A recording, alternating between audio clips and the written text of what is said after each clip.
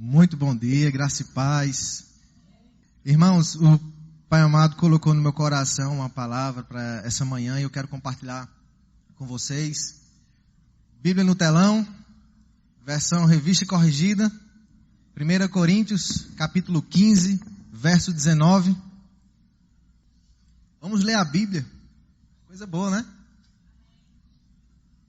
Está escrito assim: se esperamos em Cristo, só nesta vida, somos os mais miseráveis de todos os homens.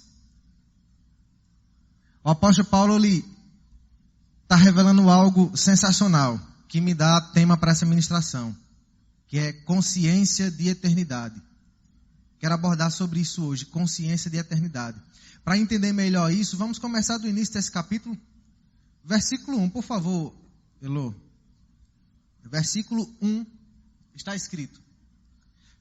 O apóstolo Paulo está falando isso aos crentes da igreja de Corinto. Também vos notifico, irmãos, o evangelho que já vos tinha anunciado, o qual também recebestes e no qual também permaneceis. Então o apóstolo Paulo ele começa falando aqui nesse capítulo acerca do evangelho. O que é evangelho? Boas notícias. Dentro desse contexto aqui de quase 2000 anos atrás, a igreja ela entendia perfeitamente o que era essas boas notícias, porque para eles essas boas notícias tinham acabado de se manifestar algo muito recente. Nós já estamos com quase 2000 anos que essas boas notícias se manifestaram, mas para eles era meio que novidade. Qual era a boa notícia? É mais ou menos assim. Me ajuda aqui, qual é a boa notícia de quem está com fome? A comida chegou. Qual é a boa notícia de quem está doente? Encontramos a cura, está aqui o remédio. Qual é a boa notícia de quem está perdido? O GPS atualizou os dados.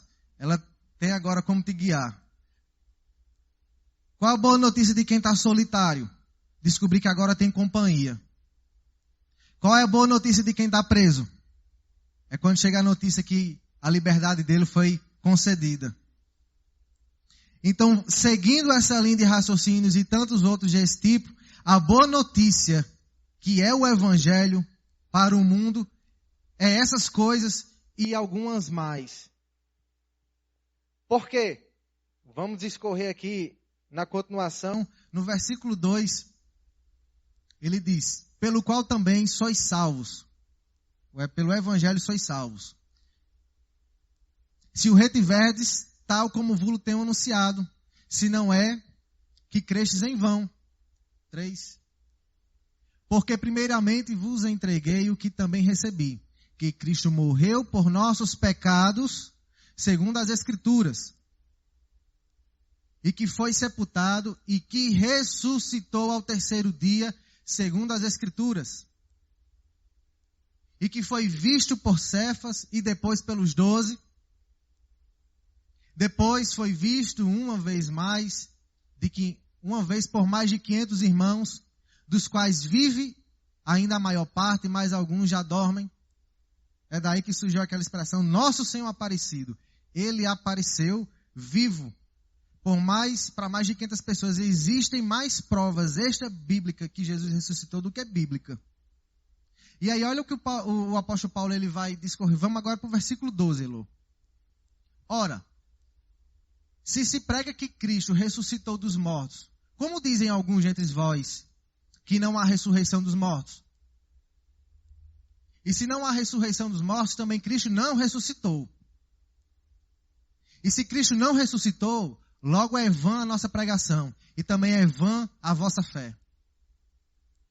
E assim somos também considerados como falsas testemunhas de Deus, pois testificamos de Deus que ressuscitou a Cristo, a qual, porém, não ressuscitou, se na verdade os mortos não ressuscitam. Porque se mortos não ressuscitam, também Cristo não ressuscitou. E se Cristo não ressuscitou, é vã a vossa fé, ainda permaneceis nos vossos pecados. E também os que dormiram em Cristo, ou os que morreram em Cristo, estão perdidos. E se esperamos em Cristo, só nesta vida, somos os mais miseráveis de todos os homens. Mas agora, Cristo ressuscitou dos mortos e foi feito as primícias dos que dormem. Porque assim como a morte veio por meio de um homem, também a ressurreição dos mortos veio por meio de um homem.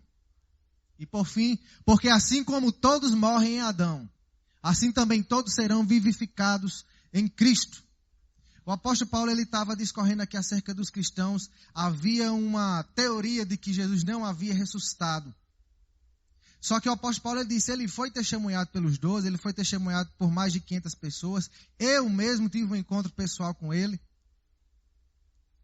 Se Jesus ele não tivesse ressuscitado, e foi esse o ponto que muitos ateus tentaram provar no passado dos séculos, que se Jesus não ressuscitou, o cristianismo era uma teoria falida.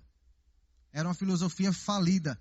Porque Jesus ele veio resgatar o que havia perdido. A eternidade do homem que foi perdida lá no Éden. Aconteceu algo trágico, que as suas consequências se estenderam. Até hoje nós temos as consequências. Quando Adão e Eva desobedecem ao Senhor, o pecado entra. E a Bíblia diz que com o pecado entrou a morte. Naquela situação, era novidade para Adão e Eva lidar com a morte. Eles não faziam ideia do que aconteceria dali pela frente. Eles não faziam ideia ao certo do que eles estavam perdendo. Hoje, com a Bíblia toda pronta, tantos estudos, tantos séculos de estudos de homens que mergulharam, que viveram dedicados a estudar essa palavra e ensinar, nós temos essa ciência do que foi perdido, mas nós também temos a ciência do que foi resgatado. A carta que nós lemos, o autor foi um dos homens que mais nos ensina acerca dessas coisas. Daquilo que foi perdido, mas daquilo que foi resgatado em Cristo. Ele está nos mostrando aqui que aquele sacrifício de Cristo na cruz, ele não trouxe apenas benefícios para essa vida presente, porque trouxe, mas a vida terrena, por mais que você chegue aos seus 100 anos de idade, o que são 100 anos de idade dentro da eternidade? É como que uma gota d'água no oceano. Então, o diabo ele começou a investir. O diabo ele é um ser experiente. Kenneth Ferreira dizia que ele tem pelo menos 6.000 anos de experiência. Ele sabe o ponto fraco da humanidade. Então o diabo ele começou a investir com o passar dos séculos, antes sequer do seu avô, do meu tataravô, imaginar que era vivo. O diabo ele já estava operando, tentando trazer esse tipo de engano para o ser humano. De que a sua vida ela precisa ser muito bem aproveitada, porque ela é uma só. Quem aqui já ouviu aquela música? É preciso amar as pessoas como se já não houvesse amanhã. Parece bonito, né? E aí ele fala um negócio que parece mais bonito ainda, porque se você parar para pensar, na verdade não há. Aí deixa de ser poético e passa a ser poético e filosófico também. E você fica... Quantas vezes eu pensei nessa letra? Porque ela parecia para mim algo que iria revelar alguma coisa de proveito. Porque fala do amor ao próximo, é preciso amar as pessoas como se não houvesse o amanhã. Mas se você parar para pensar, na verdade não há. Por um lado bonito, por outro perigoso. Existe um veneno aí introduzido. Porque se você viver como se não houvesse amanhã, você vai viver uma vida inconsequente. É a partir daí que você começa a também acreditar naquela ideia de que é preciso aproveitar os prazeres dessa vida. Porque é uma vida única, passageira, passa rápido, daqui a pouco você envelhece e não volta mais. Só que, para quem já conhece a filosofia de Cristo, sabe que isso é uma contramão. Está indo no caminho contrário ao que Cristo trouxe para a gente. Porque na verdade há um amanhã. E não é qualquer amanhã, é uma eternidade. É por causa dessa falta de entendimento. E aí, gente, não só do mundano, mas de muitos cristãos que ainda não chegaram a esse conhecimento. Essa situação que a gente está lendo aqui do capítulo 15, 1 Coríntios, a igreja estava passando por uma coisa desse tipo. O apóstolo Paulo estava orientando sobre isso. No momento em que você está profundamente enraizado ainda neste mundo, embora você já tenha conhecido o evangelho da salvação, você deixa de desfrutar de benefícios de Deus para a sua vida e você deixa de executar coisas que Deus te colocou para que você execute. Estamos com duas faltas perigosas, porque esta vida, ela nos dá apenas a oportunidade dela, para a gente decidir a eternidade. Passada esta vida, está decidido que a gente, pelo que fizemos aqui. Quando você entende, quando você tem essa consciência de eternidade, que você entende que as pessoas que você ama, que conheceram a Cristo, quando elas dormem aqui nessa vida, quando elas morrem aqui nessa vida, elas vão para o paraíso, a dor ela é reduzida pela metade. Quando você entende que lá ela não está sentindo a mesma saudade que você está sentindo aqui, a dor ela é mais reduzida ainda.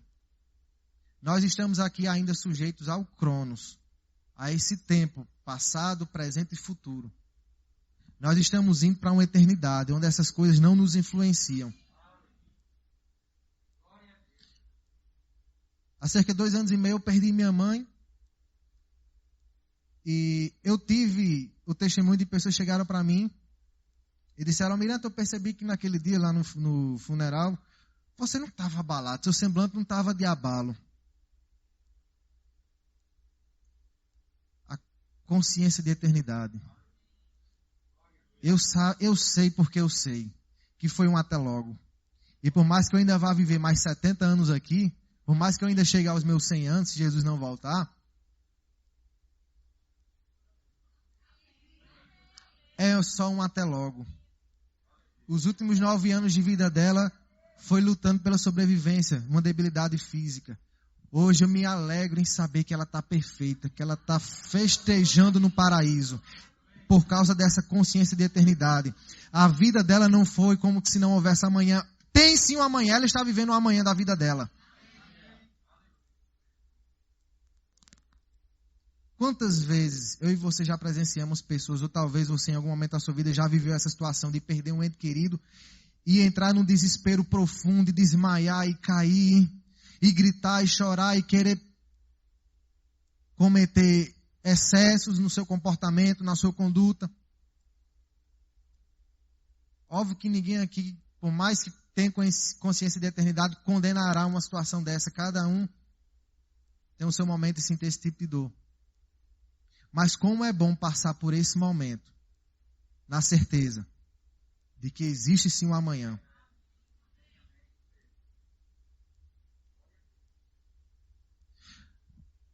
O apóstolo Paulo estava falando aqui de algo que foi resgatado por Jesus e com alto preço. No capítulo 1 e 2 de Gênesis, nós temos o plano original de Deus. Capítulo 1 e 2 de Gênesis, o pecado não tem acontecido ainda. A morte não tem chegado ainda. O que nós vemos? Qual é o cenário? Deus criou um ambiente perfeito, provido de todas as necessidades e depois colocou o ser humano lá. Primeiro Deus chegou com a provisão e depois colocou o ser humano num ambiente provido, onde não havia morte, não havia dor, não havia caos, não havia necessidades de tipo alguma.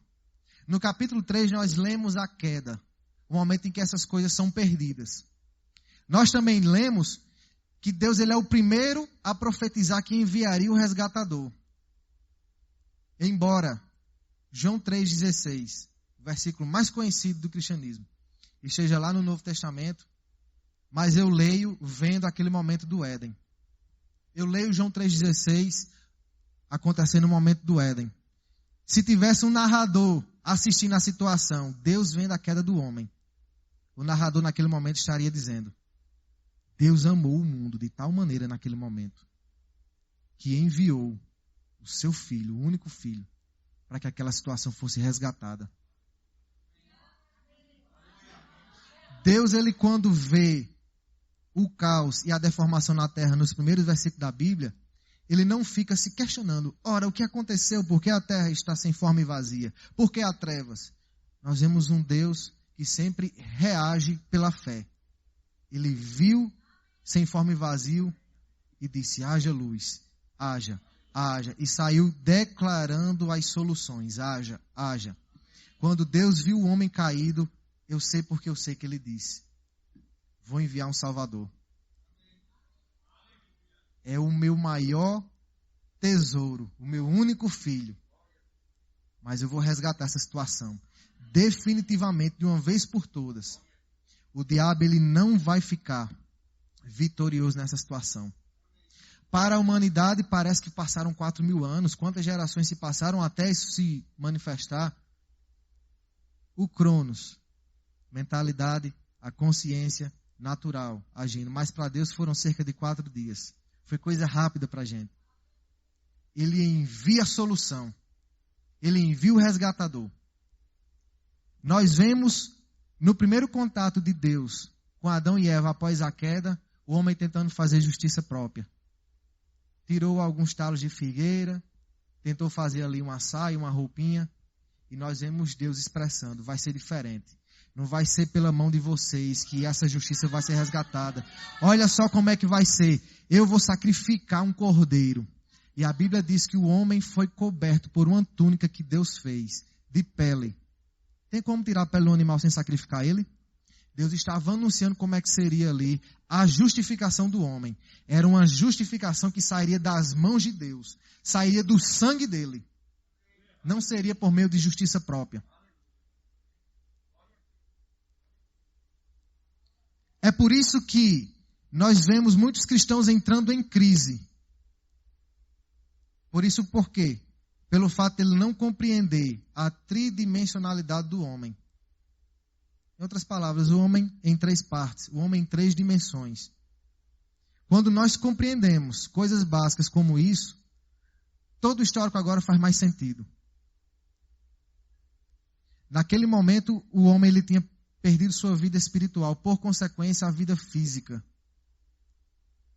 E Deus agora estava resgatando. Da mesma forma que começou por uma perda espiritual, Deus agora estava resgatando, dando a vida de volta.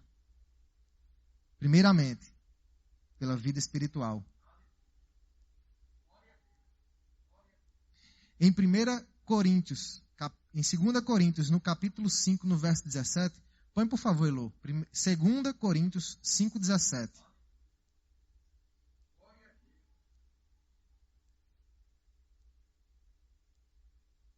E assim, se alguém está em Cristo, se alguém está nos braços do bombeiro que veio resgatar, nova criatura é, as coisas velhas já passaram, eis que tudo se fez novo.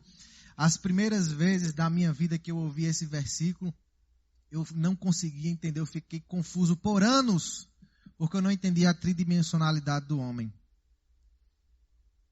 Eu tirava por mim mesmo, como é que eu fui feito nova criatura se eu ainda tenho pensamentos ruins? Eu pensava comigo mesmo. Quando eu me pegava tendo algum pensamento que eu percebia que não era um pensamento que agradava a Deus, eu falava: mas eu não sou nova criatura? Ou eu não sou? Será que eu não nasci de novo? Será que eu estou vivendo um engano? Assim como a morte começou a ser perdida por meio do Espírito, a vida começou a ser resgatada por meio do Espírito. Essa nova criatura é no âmbito espiritual. Por quê? Quem nós somos? Nós somos um espírito. Filho de peixe, peixinho é. Filho de um ser espiritual, espiritual é. Nós somos um espírito porque o nosso Pai é um espírito. Nós habitamos nesse corpo para ter contato com esse mundo físico. E nós possuímos uma alma. A alma é a sede dos nossos desejos, intenções, vontades, pensamentos. Esse penteado que você usa, esse estilo de roupa que você veste, o sapato que você escolheu, sua barba ou falta de barba, a cor do cabelo que você pintou, tudo fruto da sua alma, do que você deseja, do que você pensa, do que você anseia. Seu estilo de vida é fruto desse ambiente chamado alma, que você possui. Aqui nós somos feitos nova criatura no Espírito. Vamos continuar a leitura? 18. E tudo isso provém de Deus, que nos reconciliou consigo mesmo por meio de Cristo e nos deu o ministério da reconciliação. Assim como em Cristo ele estava reconciliando de volta a humanidade com ele, Ele agora passou para os reconciliados o ministério de continuar reconciliando. Vai ficar mais claro, 19. Isto é, Deus estava em Cristo reconciliando consigo o mundo, não lhes imputando os seus pecados, e pôs em nós a palavra da reconciliação. Jesus disse, eu e a palavra somos um só. O 20.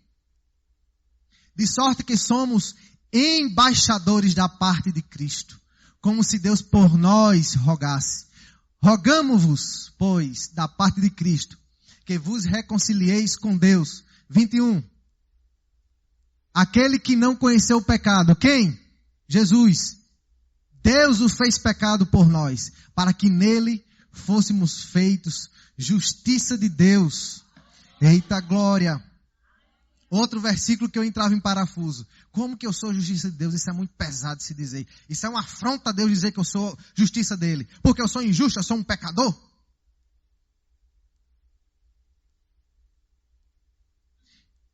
Esse tipo de entendimento, tem noção de quanto isso trava? Diga, tenho, porque eu também pensei assim.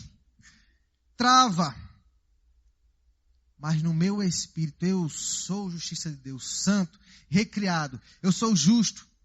Eu posso me apresentar diante de Deus, sem culpa, sem peso e condenação. Como se o pecado nunca tivesse existido. Lembra do plano original que foi resgatado? Você consegue ler Gênesis 1 e 2 e perceber Adão e Eva chegando diante de Deus com culpa de pecado? Foi resgatado para a gente também, meu irmão. Assim como no capítulo 1 e 2 de Gênesis, nós podemos nos colocar diante de Deus sem culpa, sem peso e condenação, como se o pecado nunca tivesse existido, porque quando Deus olha para a humanidade, Ele vê Cristo primeiro. Essa é a nossa realidade, a nova realidade. Porém, cada um tem uma velocidade de compreender, de absorver isso. Mas isso não muda o fato de que é uma realidade. Esteja você lento ou não para acreditar nisso, é desse jeito. E se você decidir acreditar mais rápido, os resultados serão mais rápidos.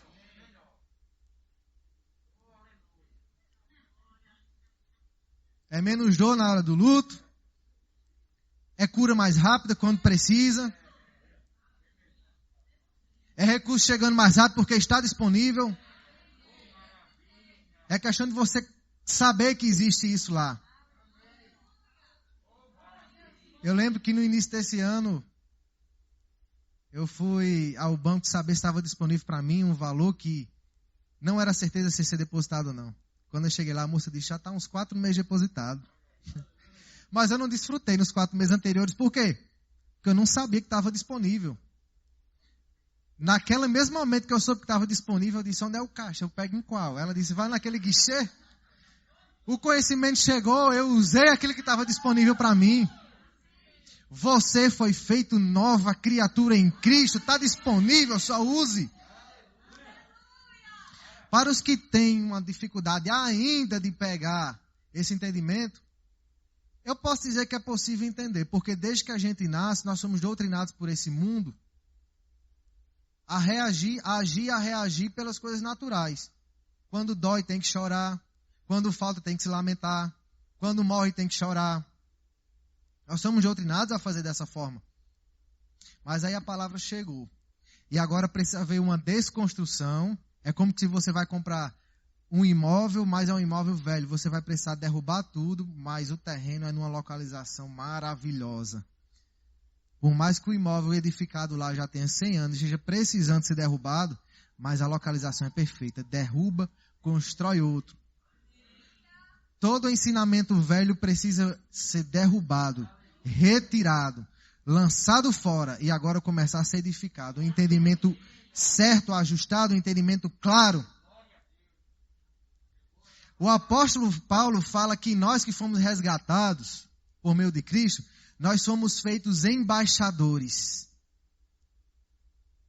Para quem não sabe, embaixador é o representante de uma nação habitando em outra nação. Lá é edificado uma casa para que ele possa viver naquela outra nação. O embaixador ele vai ser responsável pelos interesses do seu país de origem, no país estrangeiro, O embaixador ele vai ser responsável por promover relações entre os governos. O embaixador ele vai informar ao seu país de origem acerca das coisas que estão acontecendo no país que ele está morando. E o embaixador, muito importante, ele não vai se conformar com a cultura do país que ele está morando. Embora ele esteja numa nação diferente, com uma cultura diferente, muitas vezes com um idioma diferente, com costumes diferentes, mas ele vai permanecer. Eu ouvi uma palavra há alguns anos, uma frase do pastor Silas Malafaia, que é muito bacana, onde ele diz: a cultura do mundo é uma contracultura à cultura de Deus. Esse mundo tem uma cultura. Geração a outra, essa cultura está sendo mudada. O estilo de roupa de quando a gente era adolescente é diferente da de hoje. A gente tinha passatempo na nossa adolescência e hoje o pessoal tem outro passatempo. E a humanidade vai forçando você a ir se atualizando junto. E isso já caiu no habitual. E as pessoas nem percebem. Elas estão agora conformadas a este mundo. Quando você bate a massa do bolo na batedeira, que enche a forma, põe no forno, quando sai, que retira aquela massa da forma, ela está com a mesma forma da forma. Ela está conformada. É assim que acontece com a massa de manobra nesse mundo. Ele consegue conformar os moradores dessa terra a este mundo. E é por isso que a gente vai ler algo que o apóstolo Paulo falou, meados aqui dessa carta de Corinto. Romanos capítulo 12, por favor.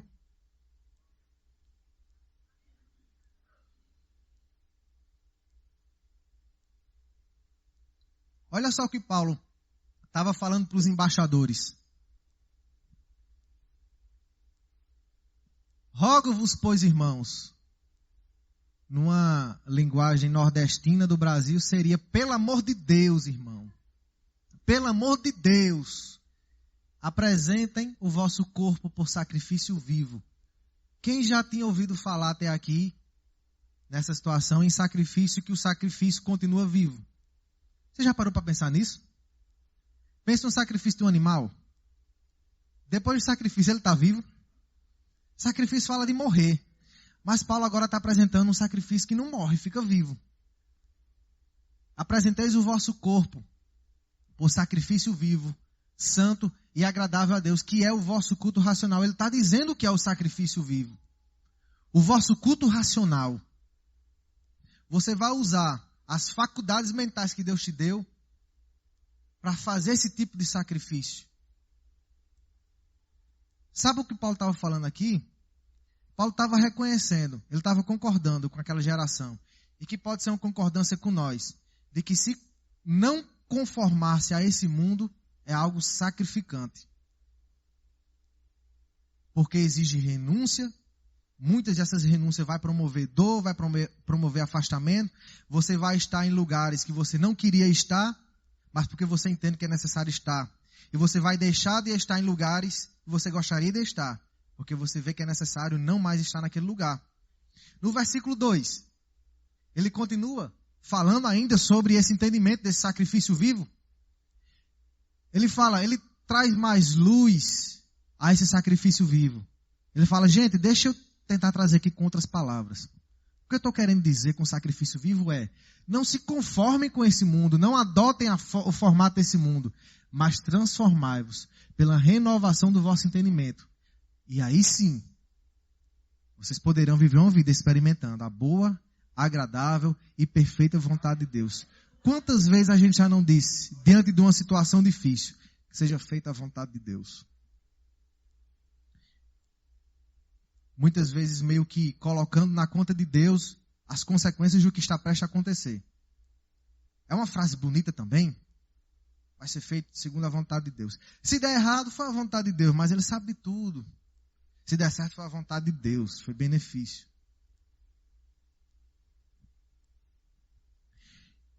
O apóstolo Tiago, ele parece que ajuda a Paulo no entendimento desse versículo 2. E aí eu queria ler Tiago 1, 21.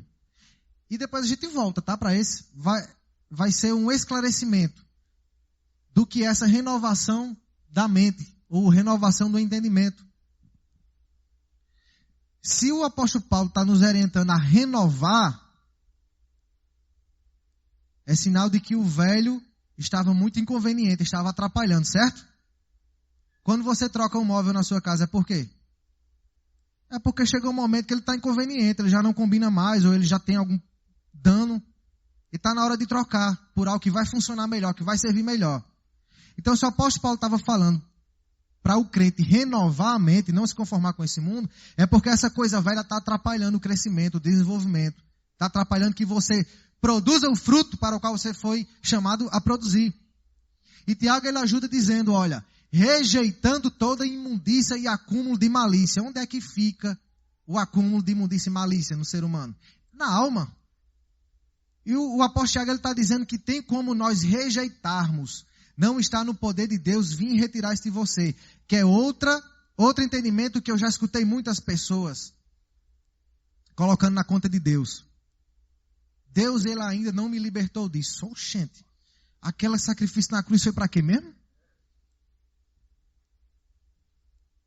No momento em que você diz que Deus ainda não te libertou disso, você está dizendo que aquele sacrifício de Jesus não foi bom, ao ponto de te libertar daquilo. Então me apresenta o sacrifício melhor.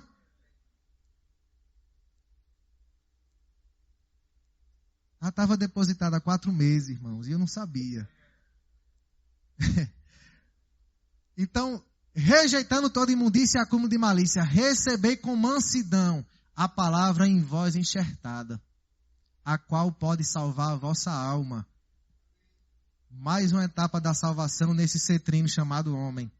No Espírito, quando você nasce de novo, você já é justificado. Santo, justiça de Deus. Agora a alma precisa passar por isso. Por esse sacrifício vivo. Por essa renovação de mente. E olha o que é que pode ajudar. A luz. A luz clareia para você ver a bagunça e transformai-vos.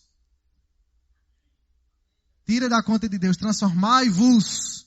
Está contigo, está com vós. A luz chegou. A salvação da vossa alma. Enquanto o Espírito foi salvo no momento, tu nasceu de novo, foi retirado do império das trevas, foi transportado para um reino de luz. Mas, Almirante, eu me vejo aqui ainda nesse mundo físico. É pela fé, meu irmão, porque no mundo espiritual você pode não ver com seu olho físico, mas o espiritual não se compreende com o natural. Você é nova criatura, você está no reino de luz. Você foi retirado do império das trevas e transportado para o reino do Filho que te salvou.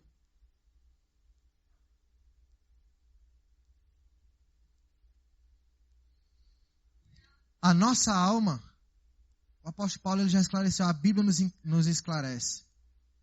Às vezes o processo parece lento, irmão. Às vezes pode parecer lento. Mas deixa eu te dizer, parar não vai acelerar, não. Permaneça, continue, se exponha às influências certas, aos ambientes certos, à palavra certa. Os coachings por aí, eles dizem que nós somos a média das 5 pessoas que a gente mais se relaciona. Faz sentido. Se eu me relaciono com muitas pessoas que vão me acrescentar coisas negativas, é uma tendência. Eu vou, aos poucos, me tornando daquele jeito.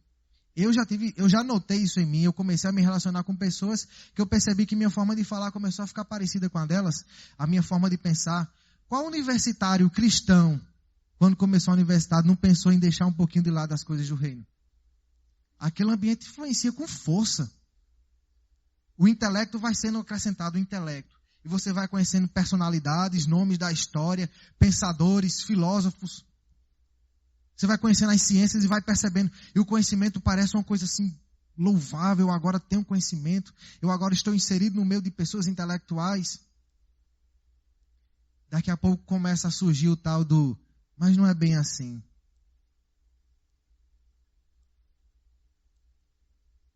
quando vem aquela palavra de confronto, quando vem a palavra, que não é da cabeça do pastor, é da palavra, ele é só um porta-voz. Com todo respeito ao só. Mas não é bem assim. Quem é você, fariseu, para dizer que não é bem assim? Está querendo fazer algum tipo de correção na palavra de Deus? Será que tem alguma falha aqui que, por mais inteligente que eu seja, eu possa retirar ou acrescentar? Então o apóstolo Paulo está dando a dica aqui. A salvação da vossa alma, ela precisa acontecer rotineiramente. Vá se expondo às pessoas certas, à palavra certa, ao ambiente certo, à visão certa. Por mais que muitas vezes você não esteja entendendo o processo, mas, meus amados, o processo nem sempre precisa ser entendido, ele precisa ser aceito. Vai e acontece. Quando eu saio daqui para ir para Natal, eu não começo a ver Natal daqui da BR, não. Mas eu sei que eu vou chegar em Natal. Eu sei que quando chegar lá, eu vou visualizar Natal. Natal vai sendo revelado aos poucos, conforme eu vou avançando na estrada.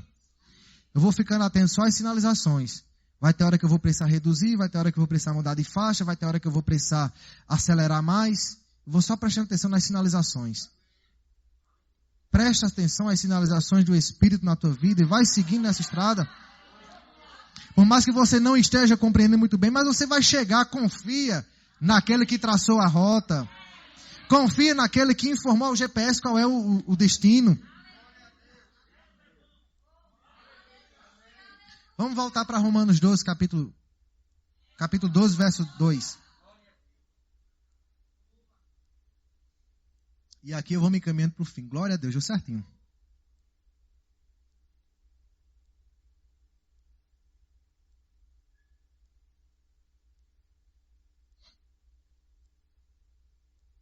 Tendo feito as orientações do apóstolo Paulo com aquela dica especial de Tiago, nós temos agora um capítulo 12 inteiro pela frente, nós não vamos ler. Mas eu quero já antecipar aqueles que ainda não leram, ou se leram não perceberam.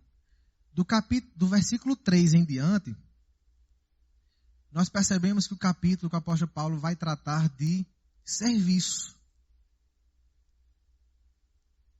Então nós não podemos ler o capítulo 12 isolando um contexto para versículos 1 e 2 e outro contexto para o 3 em diante. É muito mais inteligente da nossa parte entender que o apóstolo Paulo estava preparando o entendimento para o serviço, quando ele falou acerca da renovação da mente. Sabe por quê? Porque muitas pessoas, e isso não é de hoje, já para perceber que é antigo, tem igreja como clube social.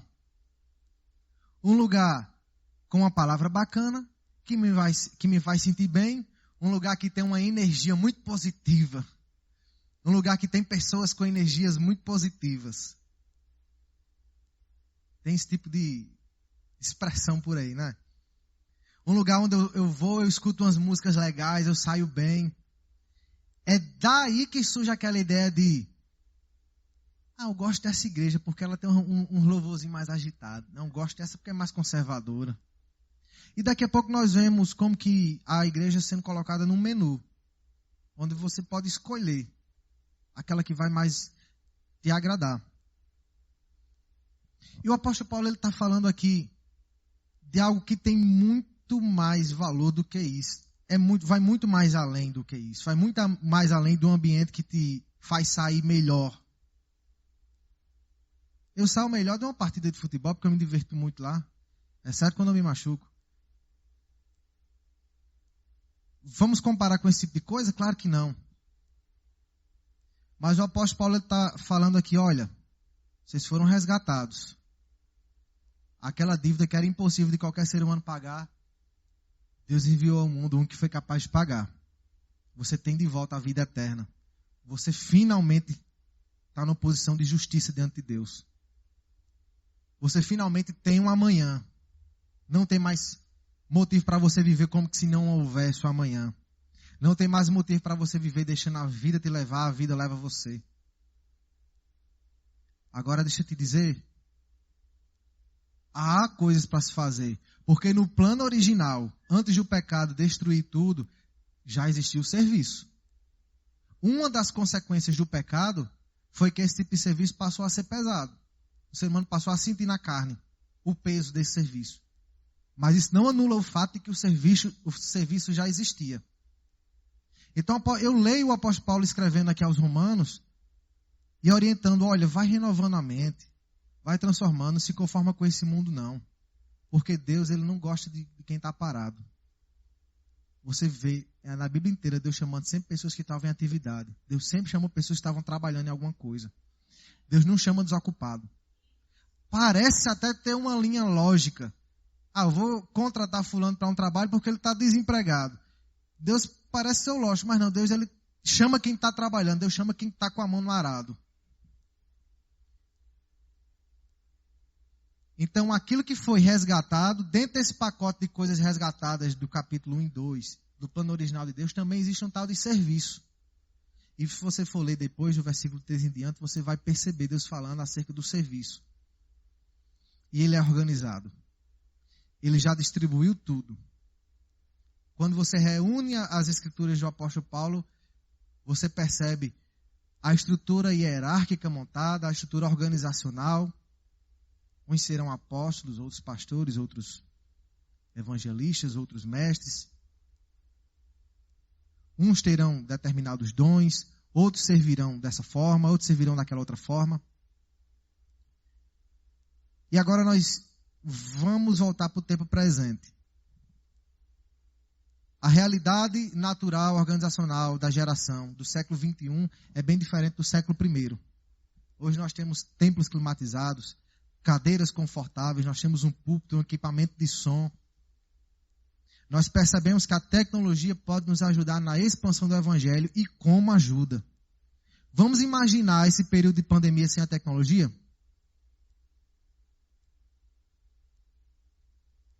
Mas interessante que com a tecnologia ao nosso favor, a gente conseguiu expandir ainda mais. A nossa mensagem está chegando onde antes não chegava.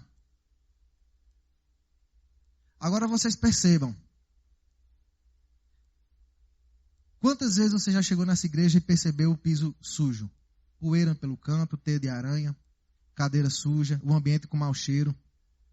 Quantas vezes você já chegou aqui e a reunião aconteceu sem som nenhum? Foi no gogó o tempo todo. No escuro. Sabe por que nunca essas coisas aconteceram? Porque existem pessoas por trás servindo, trabalhando, ocupando-se no seu propósito.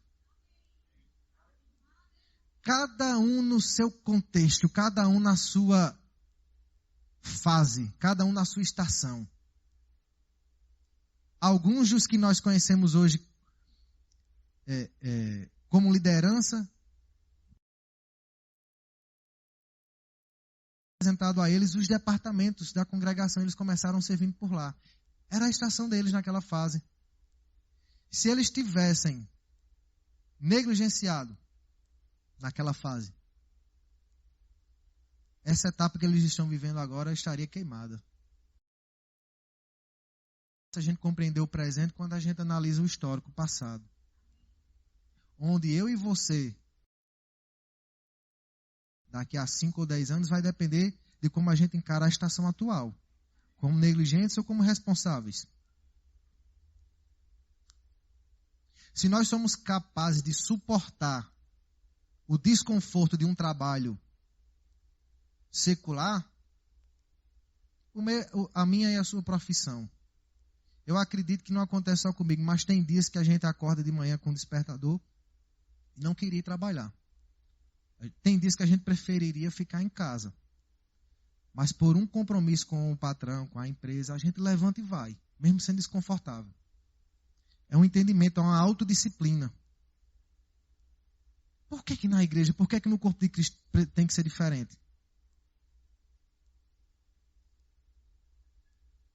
O meu patrão, ele merece mais disciplina da minha parte do que o meu Salvador. Então o reino de Deus, ele é feito também de operários, de serviçais, pessoas que servem.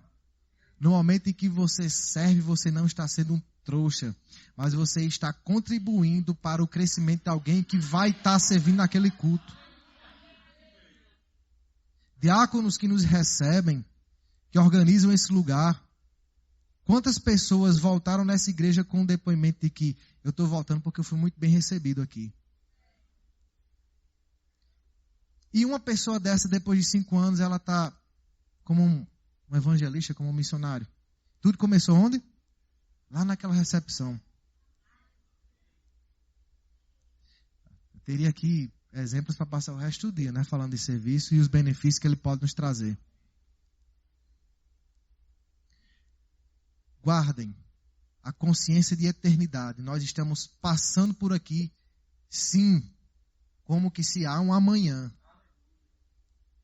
Tenha essa consciência de eternidade. Não trate as coisas de Deus como comum. No mundo nós somos doutrinados a entender que o meu serviço ele tem um valor. Quanto à minha diária? A sua profissão hoje. Qual é a sua profissão? A sua diária na sua profissão vale quanto? Você vai querer agora fazer algum tipo de comparativo no reino de Deus? Para medir o quanto que você vai poder servir ou não dentro do reino de Deus?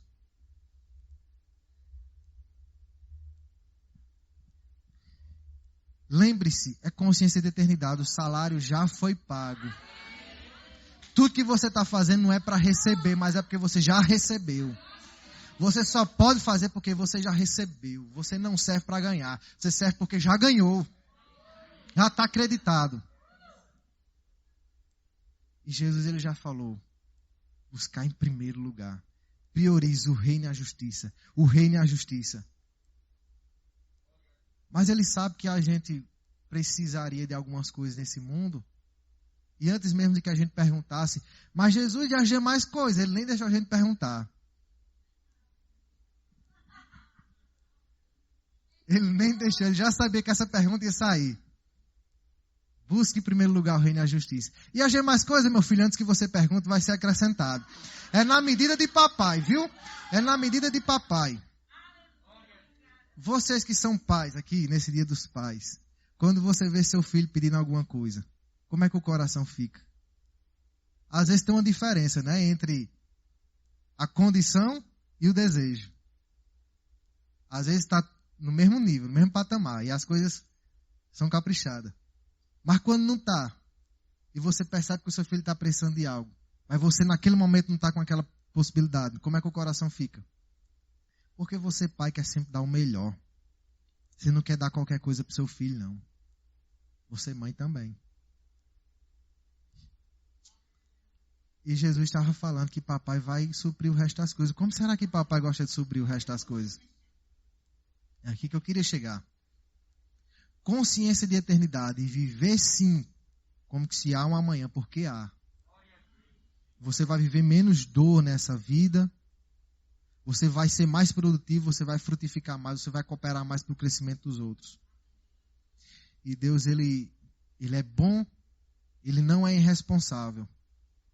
Quando ele percebe que tem algum filho que está se negando, mesmo entendendo tudo isso, ele está se negando a seguir o fluxo, ele respeita e diz, então, tem esse outro filho aqui que está seguindo junto, está pegando firme. A minha obra não vai ser atrapalhada porque tem um que está resolvendo não servir. Vai aqui para a salinha do... Como é que chama? Cantinho do pensamento? Vai aqui para o cantinho do pensamento. Eu vou colocar esse outro irmão aqui que está seguindo o fluxo bem direitinho. Amém? Só quero bem dizer o nome do Pai. Eu só quero adorar.